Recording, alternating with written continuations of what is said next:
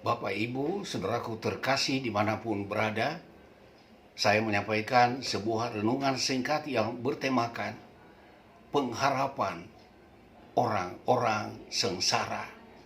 Saya membacakan nats firman Tuhan yang diambil dari Mazmur pasal yang ke-9 ayat 18 dan 19. Demikianlah firman Tuhan. Orang-orang fasik akan kembali ke dunia orang mati. Ya, segala bangsa yang melupakan Allah. Sebab bukan untuk seterusnya orang miskin dilupakan. Bukan untuk selamanya hilang harapan orang sengsara. Saudaraku yang terkasih, dimanapun berada, kesesakan hidup, kesengsaraan yang dialami, ada saatnya datang karena tindakan-tindakan orang lain yang menjadikan sesamanya menjadi korban dan mengalami kerugian, baik secara fisik, secara jasmani, maupun korban harta benda, atau menginjak-injak harga hak-hak orang lain. Ketika seseorang di dalam keadaan sesak, dalam keadaan sengsara, pasti hatinya berseru dan berdoa dan berharap agar Tuhan memberikan dia kelegaan, memberikan dia solusi, memberikan dia jalan keluar. Namun dalam banyak pengalaman, tindakan Tuhan tidak selalu seperti yang kita harapkan. Ketika kita meminta Tuhan memberikan kita kelepasan, maka kelepasan itu tidak segera datang. Sehingga ketika orang di dalam kesesakan, dalam sengsara, dalam keadaan miskin, ada kesan seolah-olah Tuhan meninggalkan dia, seolah-olah Tuhan melupakan dia. Tetapi ada janji Tuhan bahwa keadaan-keadaan yang memprihatinkan itu tidaklah untuk seterusnya, bukanlah untuk selama-lamanya. Artinya apa?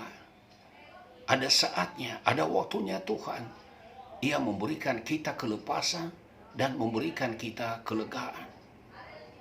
Ada sisi lain yang harus kita ingat, bahwa orang-orang berdosa, orang-orang fasik, yang menindas sesamanya, yang mengakibatkan sesamanya tertindas, sengsara dan miskin, ada saatnya mereka juga akan dihakimi. Mereka akan dimusnahkan karena sikap hati mereka yang melupakan Sang Pencipta dan mengabaikan perintah-perintahnya.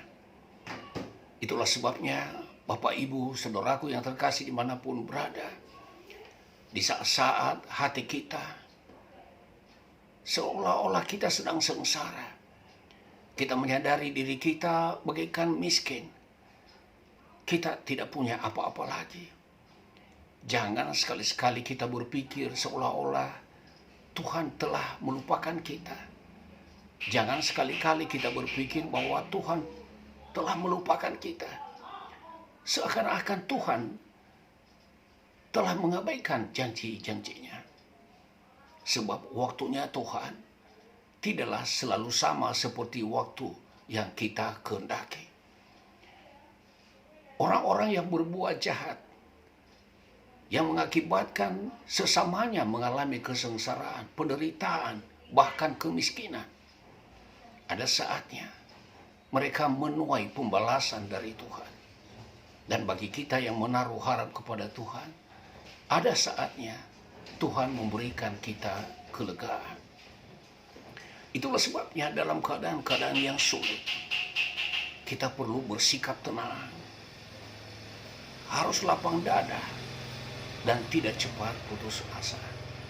Sementara kita sedang menantikan pertolongan Tuhan, mata kita harus tetap terarah kepada Tuhan dan menantikan bahwa saatnya Tuhan akan tiba dan kelegaan yang telah Ia janjikan akan segera menjadi kenyataan. Saudaraku yang terkasih, kesengsaraan, kesesakan hidup, kesusahan hidup bisa datang dalam berbagai bentuk.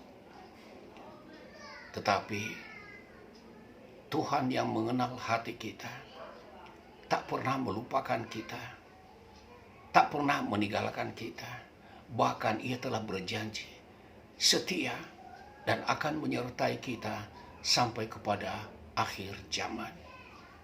Saat dalam kesesakan, dalam kesengsaraan, karena kita tetap tekun dalam doa dan tetap hidup dalam pengharapan.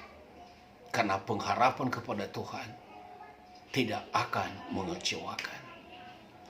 Semoga renungan ini menguatkan kita semua dan membuat kita menjadi orang-orang yang tidak putus asa. Tuhan memberkati.